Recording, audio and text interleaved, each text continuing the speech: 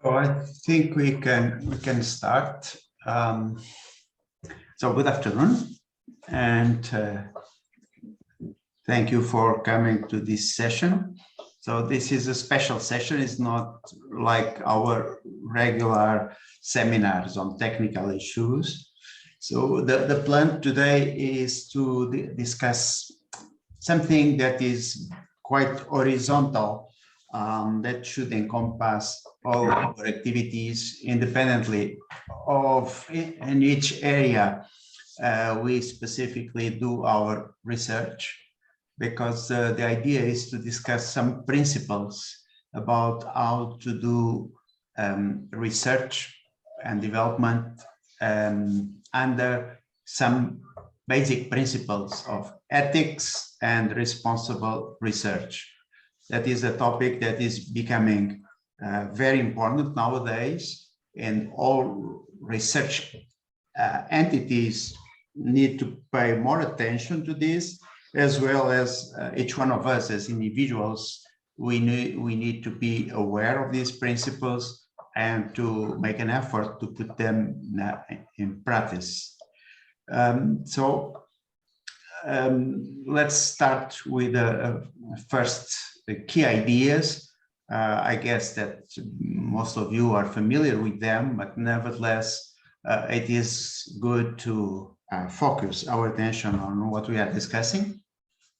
So one point is ethics in research. So what is ethics? So basically, ethics are understood as norms of conduct that help us to distinguish between what is acceptable and what is not acceptable behavior.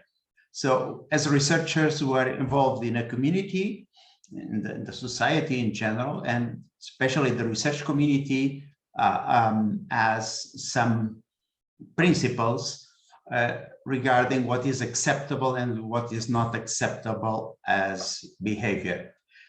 Sometimes these things are not clearly written, at least they are not like legal documents or legal laws, but nevertheless, they might have a strong impact in our careers, in the way we do our activities, and it is important to pay attention to this.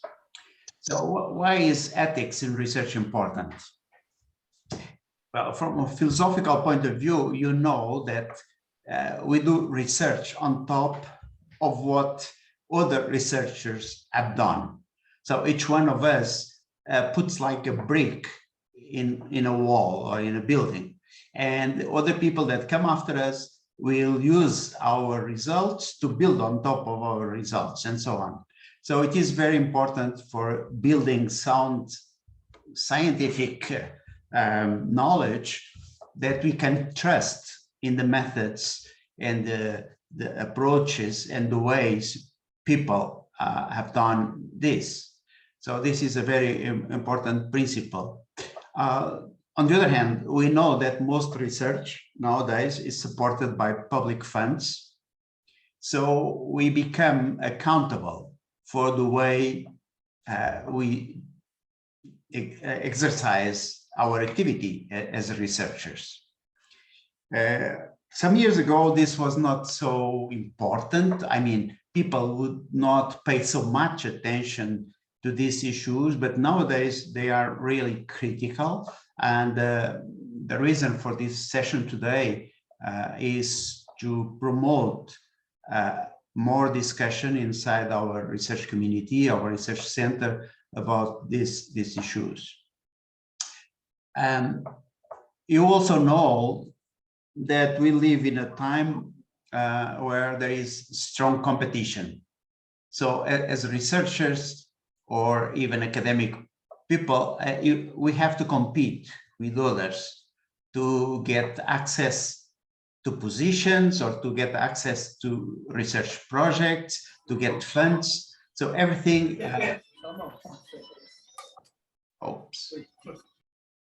So everything is very competitive. And because of this strong competition that we live in, some people might be tempted to try to shortcut the ways they reach their objectives. And in that way, this temptation may lead people to some forms of misconduct. That means some forms of behavior that are not considered acceptable in the research community.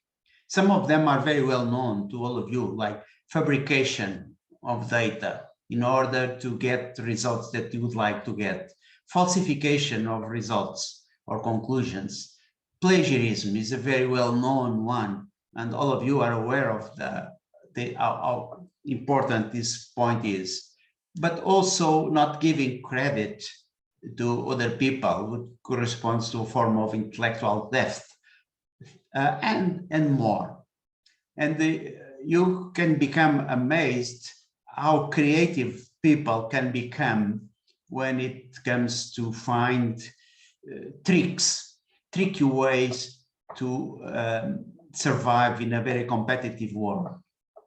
But believe me that as creative people can be in finding forms of misconduct, there are lots of people also keeping record of this, and these bad practices are well documented and well known. For instance, I have here a long list of practices, and I suggest that at home then you can read them to see if in any occasion you have perhaps been doing some of this, which is not acceptable, a good acceptable behavior for a researcher.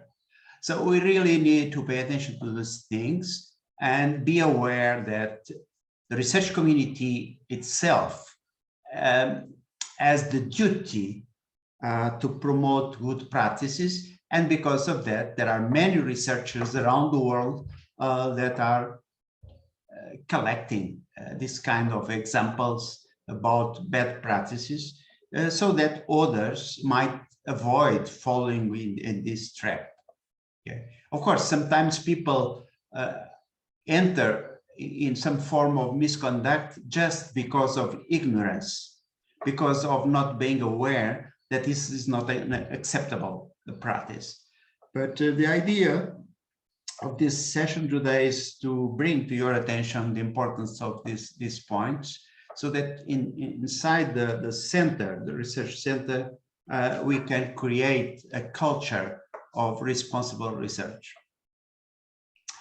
For instance, about plagiarism, all of you are aware of the strong impact that this is having in our society, and all of you have heard the news about some important politicians that have fallen in this trap. Many politicians around the world have plagiarized their PhD thesis, but nowadays it's very difficult not to get caught. So in other words, it's very easy to catch people that plagiarize, because now we have very effective tools that can immediately detect if some text was plagiarized or not. I put here just these examples to show how the society in general is becoming aware of these principles and is not tolerating anymore such bad practices. So this is just a case of plagiarism, but there are many other forms of misconduct. And of course, all of this, as I mentioned in the beginning, becomes in a way as a consequence of the competition. This cartoon is very nice in the sense of showing you how we in the academia and in the research community are being, let's say, pressed more and more to publish a lot and so on, to the point that, okay, maybe if you publish frequently in high impact journals, and maybe you won't perish. Well, this really makes life difficult, life stressful, but you cannot fall in the temptation to do some tricky ways to achieve your goals, because nowadays it's very easy to catch people in such behaviors. For instance, I have here other examples that perhaps some of you have been aware of or heard about. Some of them had very big impact, like these guys that fabricated data to prove their theories. Of course, they could not prove them, they just fabricated data. But this became very big scandal that was on the national news, international news, on TV, and so on. Like this guy in Korea that had to go to the national TV and apologizing before the whole nation for his fabrication in the case of a research paper about stem cells, or these other guys that claim to have solved the problem of cold fusion. But perhaps this third case is not so obvious. This was a brilliant researcher in nanoelectronics that got several prizes in the beginning of his career. But after a while, people start getting suspicious when they saw the publication rate of this guy with more than 40 publications a year. And people that do real work, they know that producing 40 papers a year is really absurd. So they start looking more carefully in what he was doing, and then they could identify that he was really fabricating stuff. So these kind of things are now on internet, so everybody knows about this. So the career of this guy is destroyed. And believe me, there are still today many people that are following this track, and well, sooner or later they will be caught. Even in Portugal, there are some researchers in our field of electrical and computer engineering that are very well known in Portugal for the suspicious track of publications that they have. So there are some researchers that are publishing more than 100 papers per year in Portugal. There are not many cases. There are 3 or 4 cases that are well known, well identified, but it's a shame. It's really a shame. So I put here these examples just to highlight to you that the society now is getting more demanding about good behavior from researchers. Now, especially for the PhD students that are attending also this session and are perhaps not so familiar with the Portuguese system, I try to put in this diagram how research and development is organized in Portugal. So of course, this is a simplified model. It's much more complex than this, but this can give you an idea. So we have the Minister of Science and Higher Education. So this ministry is the one that is in charge of the universities and the polytechnic institutes, but is also under this ministry that most research is organized in Portugal. And for this, below this ministry, there is the foundation, FCT, the Portuguese Foundation for Science and Technology. So this foundation is the one that, for instance, gives scholarships for PhDs, funds projects, research projects, through open calls that you can apply for a research project. But it's also this institution, this foundation, that makes the accreditation of research centers.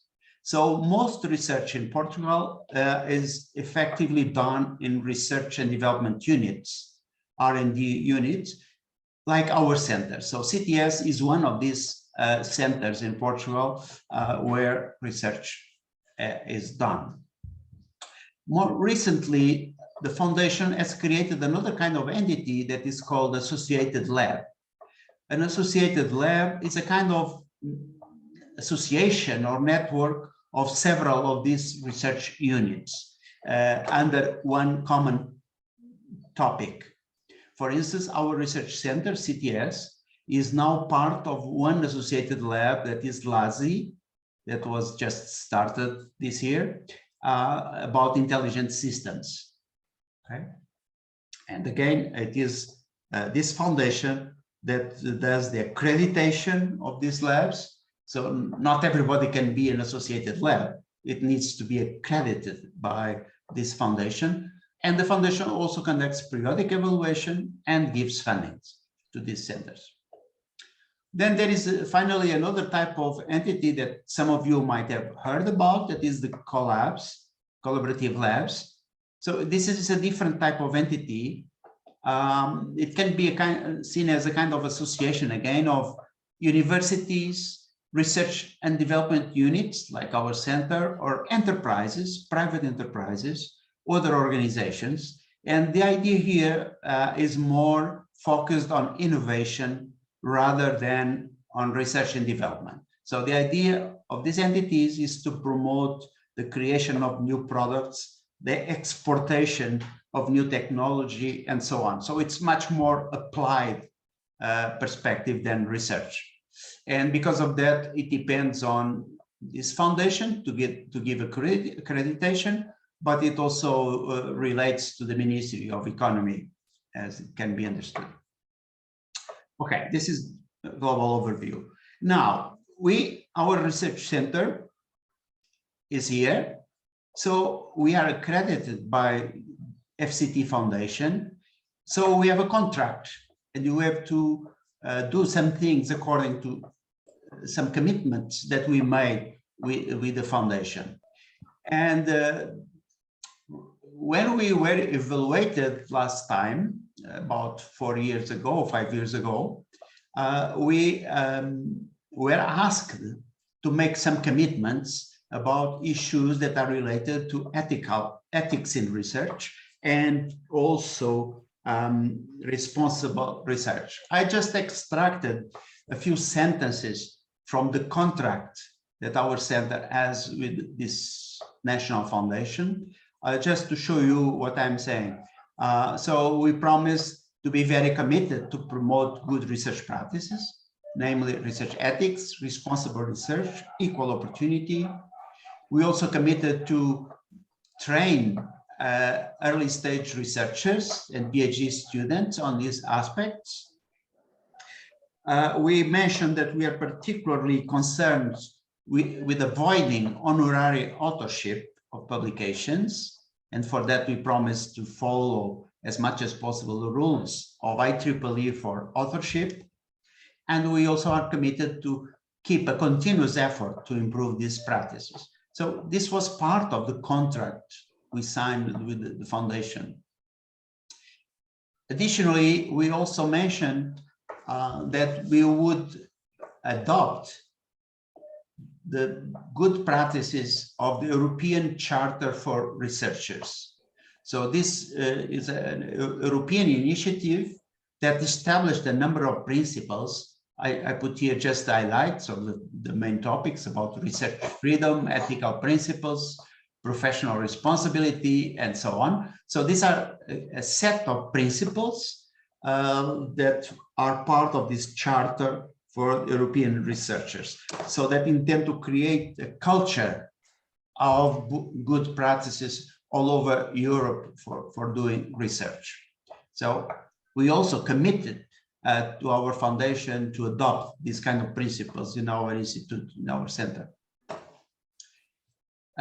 Finally, when we are involved in research projects, each research project, depending on the specific subject or on the funding organization, it also imposes on us some ethical principles. For instance, if you are doing projects on health-related topics or elderly care and so on, that involves data from humans, there are specific rules regarding privacy, informed consent, and so on that we have to respect. If we are doing projects in collaboration with industry, we might be asked to sign some kind of non-disclosure agreements with them. So this gives you an idea of types of things that even 4 years, 5 years ago, our foundation was already asking us to do. So we have to consider this in our internal culture. Another topic is conflicts of interest. And we also promised to look into existing practices in other institutions about how to deal with conflicts of interest. So to have a kind of code of conflicts of interest.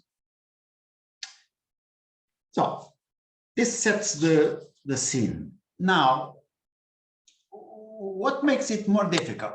Well, what it makes it more difficult is that CTS is not like just a single institution.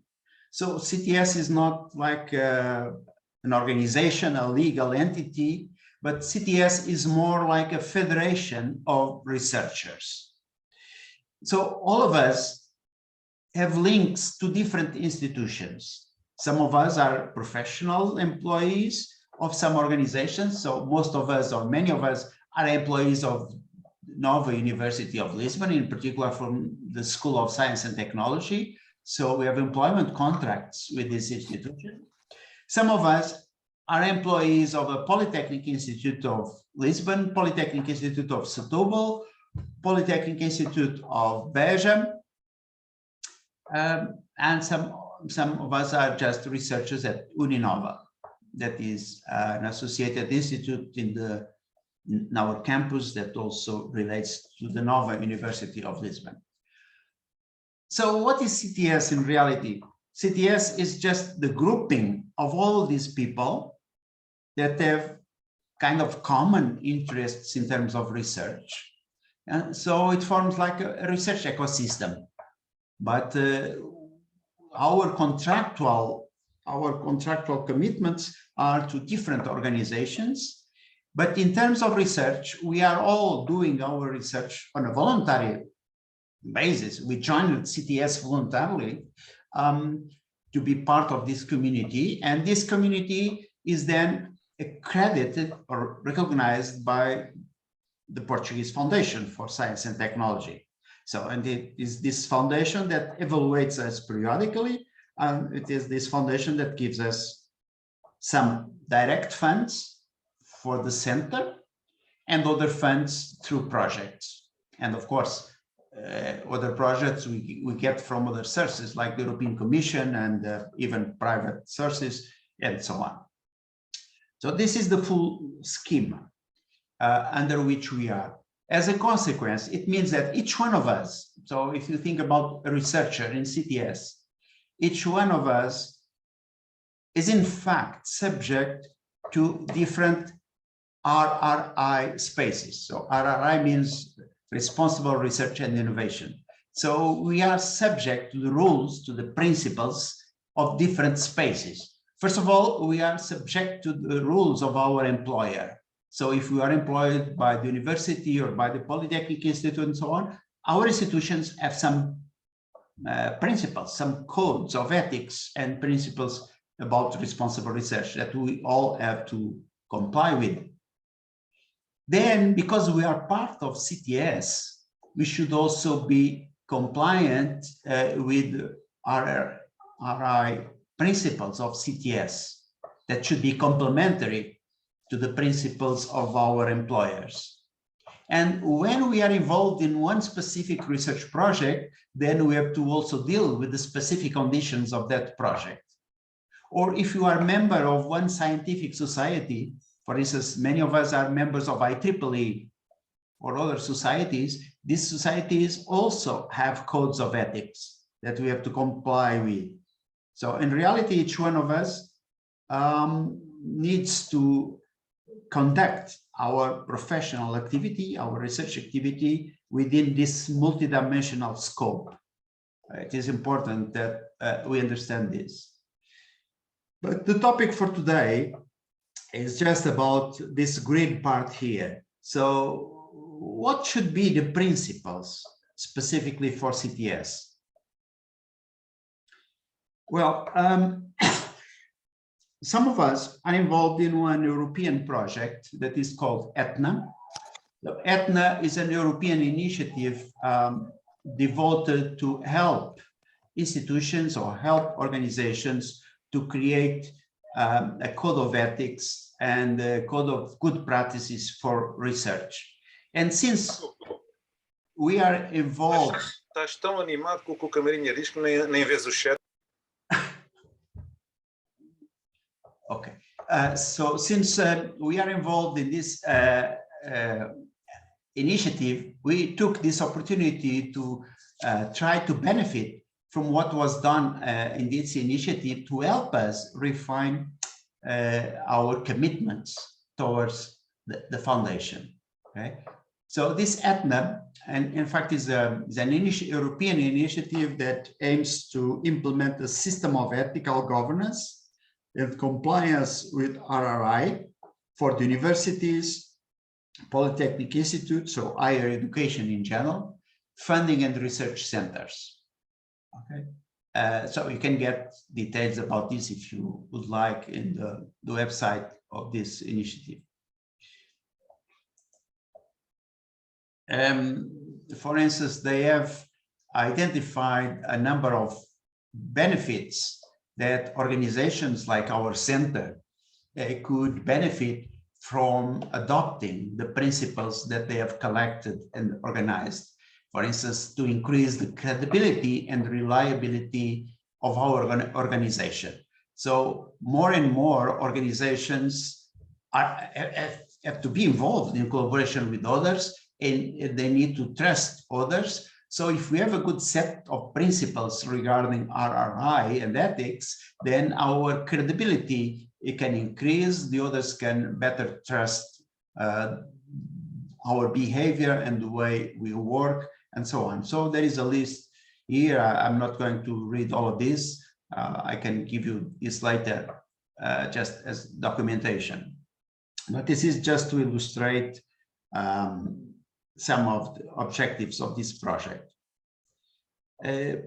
So in this ETNA, we can find a set of examples or templates how to build a code of ethics and good practices.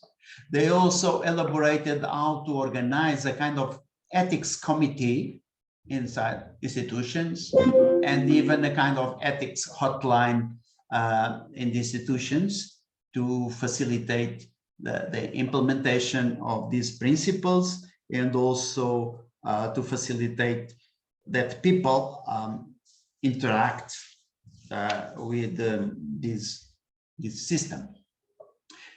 You can get a simple but very informative overview of the project in this YouTube. And the most important document, in my opinion, that this project has produced is this deliverable. That is it drafts the general concept, but it also gives a lot of, let's say, reference examples or templates that can be adopted when one institution or when one research center wants to implement the kind of ethical governance system.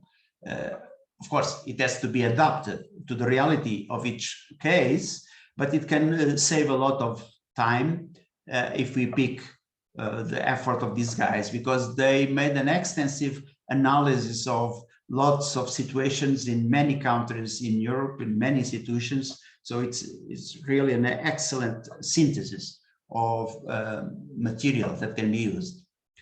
So in our case, well, we have created some time ago a small internal task force with a few people to start looking into this. Then we organized also some meetings, 2 or 3 meetings that we organized in the last months.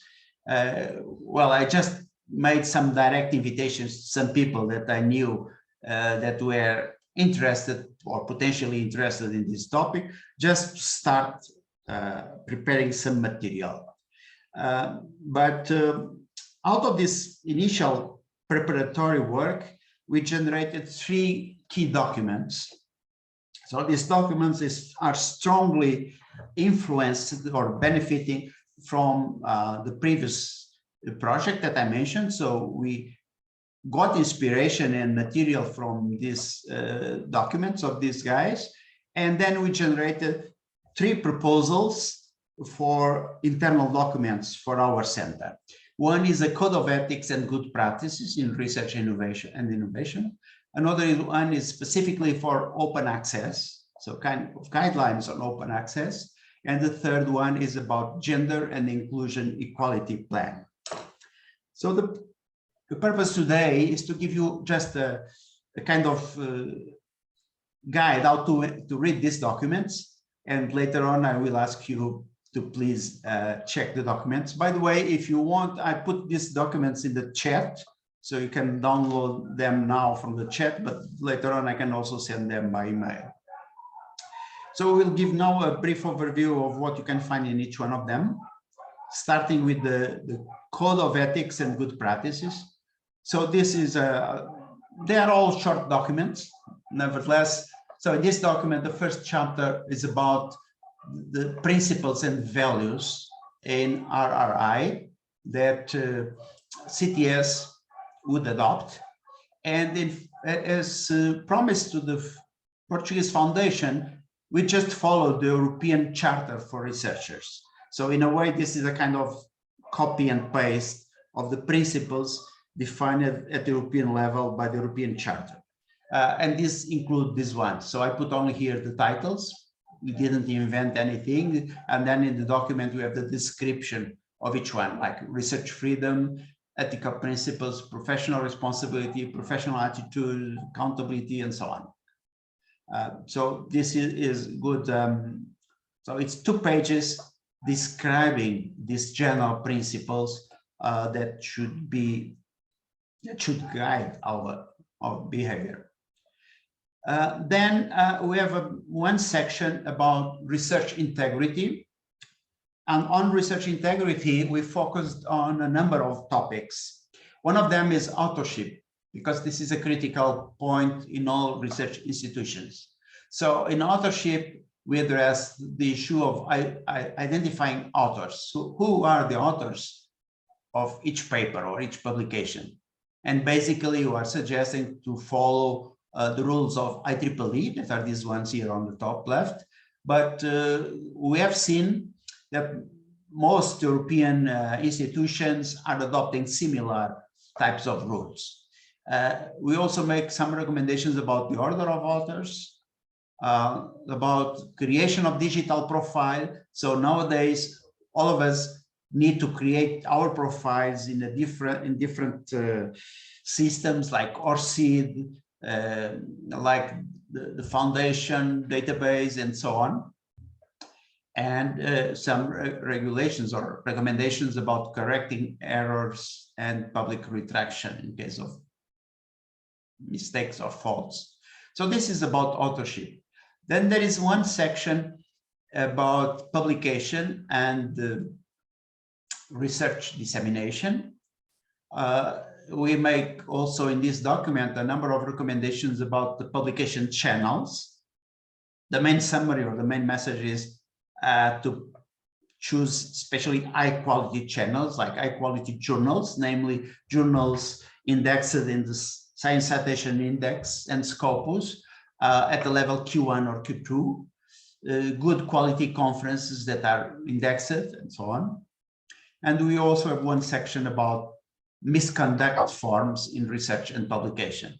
For instance, you can find there in the misconduct a number of forms that we recommend all CTS researchers not to do, like fabrications, falsification, plagiarism, but many others, like manipulating authorship, using supporting gift, guest, or honorary authorship, and so on. There are several types of problems that are nowadays very well identified in the international community.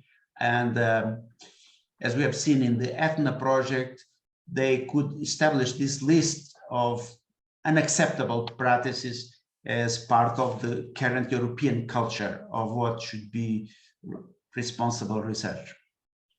So this is about the publications. Then we have one section about the acknowledgement of financial resources. So you know that in all publications, we need to always acknowledge who funded our work. A section about conflicts of interest, and this has to do in many aspects with the use of resources, or when you are evaluating papers, or when you are evaluating projects. and so on. So there is a discussion about this. One more specific about reviewing and evaluation of proposals, especially for those of us that are in the role of supervising younger people. There are principles that are recommended about monitoring and training. So this is just to give you an overview of what is included in the draft document. Then there are some other sections, one about gender and inclusion, one about open access and public engagement. In particular, for the number 2 and 3, these two other are further extended in the 2 other documents that I mentioned. So the document is not very big, it's a few pages, and we basically adopt the concept, principles, and tools provided by the ETNA system, as these guys made a tremendous effort to synthesize what is becoming common practice in Europe. The second document is about open access guidelines. So here we have an introduction where we talk about the open science philosophy that is becoming very important nowadays, and most research funding organizations are even forcing us to join this movement, the open science. We also discuss what are the individual benefits and institutional benefits for open science. For instance, there is a long list of benefits that one can get individually by having his publications, for instance, with open access, and benefits for the institution. So you can then check this more carefully. And then some more practical issues about open publication principles, open access journals, open access proceedings, and what are the constraints that we have to pay attention when we think or when we plan to publish in open access. So there are constraints that you have to take into account regarding quality, regarding non-disclosure agreements, regarding costs, and so on. So we try to summarize all of these aspects in this document. Then we put one chapter with some practical aspects that might be useful for all of you. For instance, some definitions about the levels of open access and some hints about how to use open access directly and indirectly. So this is about publications, but nowadays it's becoming also very popular or very important to give open access to the data that we collect in our research experiments. So open access to research data is becoming, let's say, a new wave or even a new demand in many research projects. And as such, there is a kind of proliferation nowadays of many repositories to support open access data. We just put here some of the most well-known, and we give links to them and briefly describe them in the document. And also the need to comply with GDPR rules and other regulations. So this is in the chapter of practical aspects. We also include a number of useful resources about open access. Just to give you an idea, there are several initiatives worldwide about this. For instance, one that is very important is the Fair Open Access Alliance. Another that is very important is the Plan X. For instance, our Portuguese foundation, FCT, is committed to this Plan X. So we need to pay attention to it, but there are other recommendations. And finally, as an annex in this document, we included a list that I have already distributed by email some time ago with open access journals. Identifying where they are indexes and the cost and so on. Another annex, finally, that we have in this document is some warning sources. The open access is a very dangerous territory because there are many predatory people that just try to make profit out of the need of researchers to publish.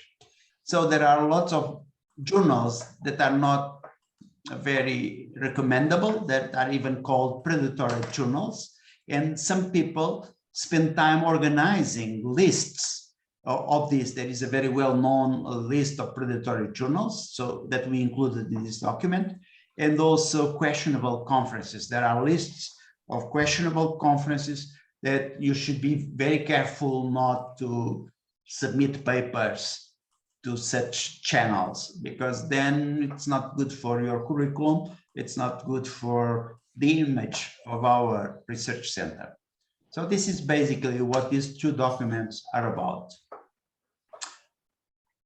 Then the third document is about Gender and Inclusion Equality Plan. This was mostly prepared by Philippe and Inés, so I would ask them to explain the content of the document. Okay, so thank you. So this other document is related to the Gender and Inclusion Equality Plan, as Professor Camille explained, and it's part of the set of the 3 documents that we are presenting today. So for CTS, it is important to establish this plan, to create new strategies to mitigate this or a potential gender imbalance and discrimination. And this can be either related on one hand with the human resources management, decision-making, research programs, and also with funding schemes. So this Gender and Inclusion Equality Plan is intended to complement the NOVA's Gender Equality Plan that is available on the webpage of the university, that is mainly focused on outlining the importance of maintaining protocols to ensure the funding for research projects, and also to build partnership to promote respect for gender equality, diversity, and also inclusion. So this document was built on top of that, and of course aligned with the UN 2030 Agenda on Sustainable Development Goals, namely on Goal 5 for gender equality and for Goal 10 for inequality, and compliant with the EU legislation on gender equality, namely on the Directive 2006/54, where the member states are encouraged to create an environment to promote not only the removal of barriers associated with recruitment, but also with the retention and career progression of female researchers. So the main objective of this document is to have and to promote policies to achieve gender and inclusion equality with justice, inclusiveness in research and innovation environment. So I would ask next slide, please. So in this slide, you can find the URLs for the NOVA's Gender and Inclusion Equality Plan, and also for the Sustainable Goals from the UN. So now the next slide. Okay, so in this document, you can also find some commitments and measures that CTS should strongly commit to. Regarding the commitments, we have effective equality of opportunity and treatment between genders, and to promote the collaboration based on researchers' competencies. So CTS should commit to strongly oppose and contest discrimination and human rights violations based on gender or any other form of exclusion. Of course, not to tolerate practices that may result in gender-based discrimination, exclusion, or inequality based on gender or any other forms of identity, and therefore to promote equal research opportunities. Among others, also, it is important to foster an organizational culture that embraces commitment towards gender equality, and also inclusion. All of these would result in the implementation of the plan focused on this inclusion, creating equal opportunities and diversity. So these are the main commitments that we think that should be part of this plan that CTS should commit to. Regarding the measures, in the next slide, we can find some measures that can be adopted by CTS in order to support this gender equitable environment that we aim to, with the purpose of implementing such plan. So this should also be based on the EU and national guidelines to ensure such equitable environment. Also on the NOVA's gender equality plan, and also with the support that the ethnic system provided as a baseline for these documents. So in this line, we divided the measures into 5 distinct groups: the structural integration and policies that we can include the integration of data and the evolution of CTS gender representatives, where you can make the starting point for the collection of data that is important to establish and monitoring and progress to follow up the different phases of the implementation of this specific plan. Also, in this structural integration, which should encourage and foster gender equality and composition of all bodies. For example, according to a law that we have from, that is the 26 from 2019, we should try to achieve at least 40% of the underrepresented groups. Of course, this is difficult in a center that has the strong technological impact of us, but we try to commit with such law. Also, we will try to create a gender committee for the implementation and monitoring of the plan measures, as well as the creation and dissemination communication plan for this plan. The other measure is the career advancement and maintenance. And here it is important to highlight the provision of mentoring and empowerment courses in order to improve the visibility, the self-confidence, negotiation, and leadership skills, for example, and practices like some role models that could be introduced. Also, another measure is the equal treatment. With the creation and development of mechanisms focused on raising awareness and encouraging equal participation of men and women in research teams, and also providing or creating working conditions so that everyone has access, of course, to equal resources and opportunities. The other measure it is also important to consider is the work-life balance, where it should be important to consider the availability of flexible working time arrangements, considering part-time or remote working, and also to stimulate teamwork and cooperation between different CTS research areas. Of course, this would be very nice to complement with some leisure and healthcare events in order to promote some team building events. The final measure is the gender dimension on research processes and establishment of work teams. And here it's important to highlight the identification of possible gender stereotypes, inequalities, and gender bias in the research and innovation processes. Also addressing the realities of women and men at all stages of research and innovation cycle, and to foster the leadership of women researchers in research teams with special focus on science, technology, engineering, and mathematics areas, and some other measures that could be added to the list. These are the first ones that we included in this document, but this plan should be revised and adjust the roles that we have been playing here in the discussion that we can provide. So with this I conclude the presentation of what you can find here in this document, and I think that now Professor Camarinha will finalize this presentation. Thank you. Okay, so we're about to finish, but I just would like to call your attention to another point. That is, in the beginning, I mentioned that research ethics helps us to identify what is acceptable and what is not acceptable behavior in research. So as a consequence or implicit in this definition is that research ethics is not defined by law. It has to do with a culture installed in a society. It has to do with what the society considers proper behavior or not proper behavior. As such, it is influenced also by many other factors like,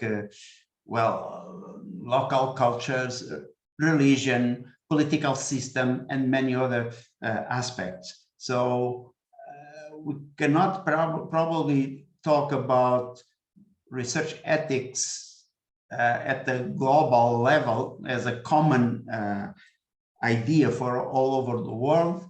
Nevertheless, it is important that we understand in the society in which we are involved what are the adopted or the accepted principles.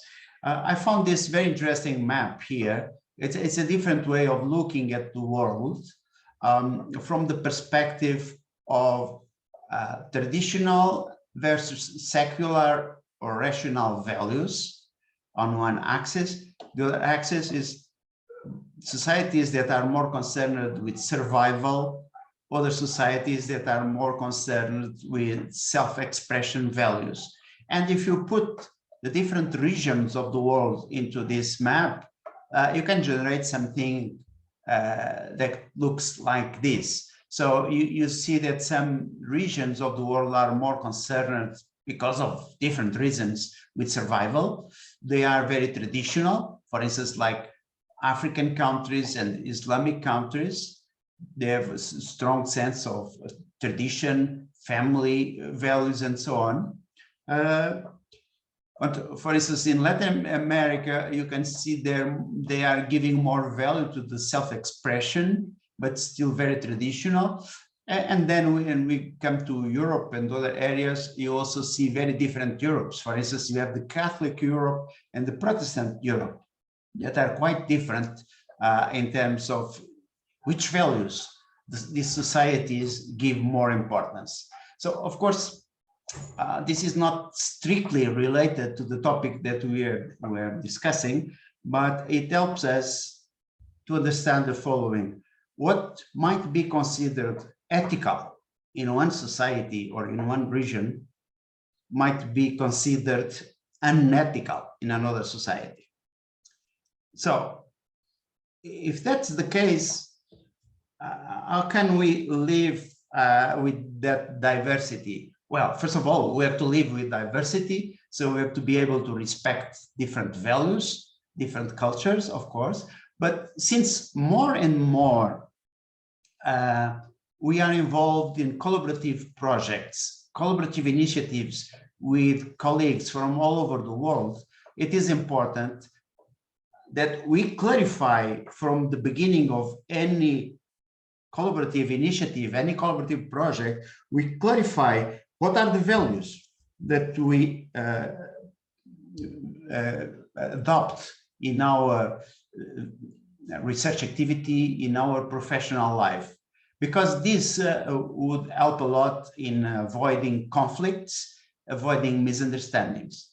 On the other hand, since we are located in one specific geographic region, that is in the European Union, it is very important that we understand and we organize our activities and we guide our behavior according to what is acceptable within this community. So this would be the final message. My very last slide is what next? So the idea today was to give you this initial perspective of the importance of the topic, to briefly introduce to you these three documents. As I mentioned in the beginning, you can download these documents from the chat, but I can also send them later on. So what we would appreciate that you do now in the following weeks, let's say, is to read these documents. As I promised, they are not very long, they are short documents, so they are easy to read. So I would appreciate if you could analyze these 3 draft documents and you could provide feedback so that we could improve these documents to have, let's say, a reasonable version of these documents. And final remark, this is also related to what Inez was mentioning. These kind of documents cannot be static because the society evolves, and what is considered adequate behavior in certain moment in a society might change, and in a later stage the society might be more demanding or giving more attention to other aspects. So any RRI document or principle, in fact, should be a kind of live document that should be frequently adapted or improved. So if you take these documents just as a starting base, and if you consider they have merit to be a starting base, then your role could be to help to keep them live and improved frequently. So that was what we had to present to you. Now we still have some time. So if I would like to hear your first comments about these ideas. Of course, you didn't have time to read these documents, but if you could provide already some feedback about the general idea, general approach, and the importance of these principles, it would be great. So any of you want to give some feedback at the moment?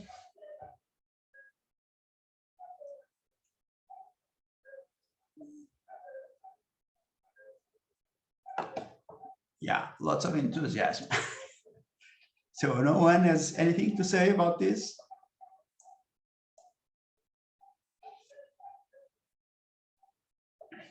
Don't be shy. Not a lot of enthusiasm, but I don't know if you can support, if you can listen to me, but at least thank you for all the work that you are leading, first of all. And so about some aspects that you mention here are very relevant, and also for even our evaluation and our process here. That is very relevant. So what we need now is also to read it. At least I've not read the document, so sorry for that. But in the following, maybe we can interact with you. One thing that I'm curious is about this ETNA project. You said that we are part of it here in the Uninove? Yes. Okay. Because I was not, I could recognize the name, but not that we were really part of it. So my comment was really thank for the work. So that's it. Okay, thank you. Some more comments?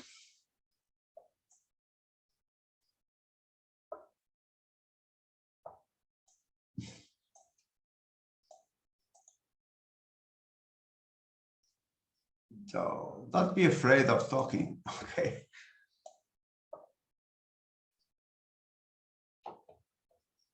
Okay, can I do some comments, Professor Camarinha? Yes, please. Yeah, as you know, we have a project in Maternidade Alfredo da Costa about acquiring electromyographic data from pregnant women, and we faced loads of challenges. The first one was to get the approval from the committee and hospital, the ethical commission. And so we got to learn a lot of things.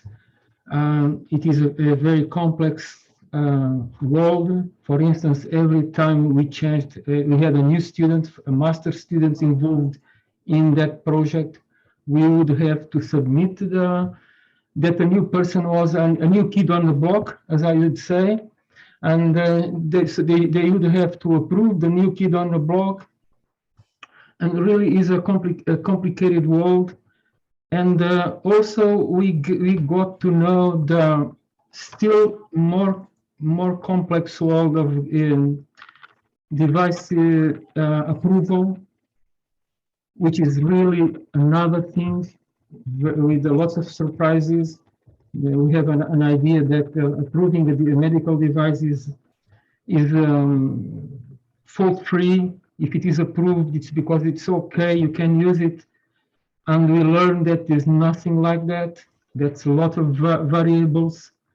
And sometimes the way they approve all over the world, they approve medical devices is really surprising. Sometimes how easy it is, and the way they work for it. So I really welcome this initiative of Professor Camarinha and also Inês and Filipa, because for us, for our work, this is very important. We have to have some feedback and someone supporting us, because you are on the line. If you do something wrong, it will be a problem. It will be a problem, and we never had that problem, but we saw other people having that problem. So I welcome this work, and it's very important for our group, for our Uterine Explorer group. Thank you very much.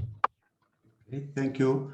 So in fact, you are working in one of the most demanding areas regarding these aspects, because all activities or projects related to healthcare, they are very strict about the ethical principles and the procedures to be applied. In other fields, the rules might be easier, but in any case, for different fields of different projects, we might find different requirements that are, say, imposed by the project itself.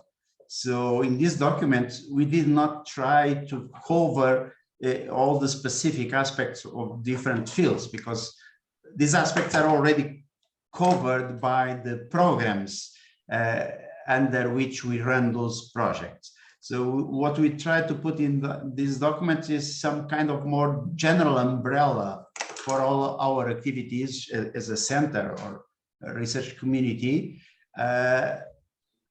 with two main purposes in mind. One is to create stronger awareness for all of us, because sometimes we are so much focused on our technical work, technical activities, that we might even forget or not pay enough attention to these kind of principles.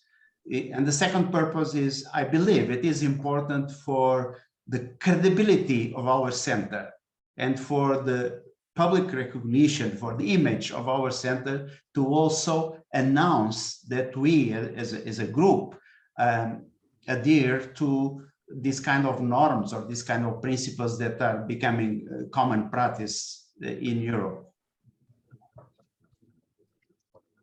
Any other comments or questions that you might have in general?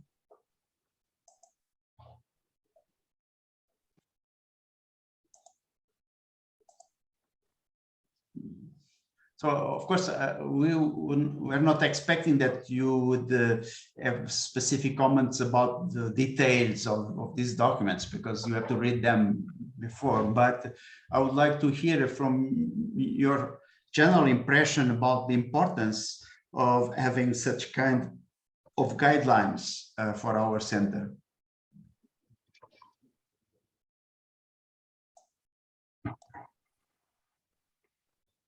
Anybody?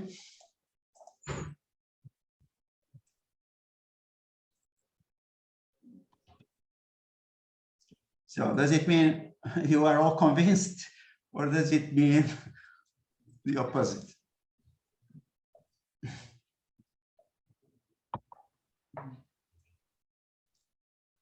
Okay, well, I can take the most convenient answer, that is assuming that you are convinced. So then I repeat. Yeah, you're right, Professor. Great. Personally, I find these documents very important. It helps us to it's a reference. So also I also would like to thank you for the work. Okay, thank you. So then I just renew my request from the last slide, that is asking all of you, please spend some minutes, let's say half an hour, reading these documents. And when you have time, just think of if there is some important aspect that you think is missing there, or some aspect that you don't agree, or another way of expressing some ideas, then please send me some feedback so that we can make a good set of documents. And then, of course, the idea is that we can put this in our, let's say, in our heritage of our research center, but it should be something that from time to time we could come back to it and revise it. And of course, each time a new researcher, like a new PhD student or any other younger researcher, joins our center, it is good for them to have a reference so that they can check what are the principles that we as a community value. So if there are no more comments, then we could finish here. And so thank you very much for coming, and have a nice end of the day. Okay.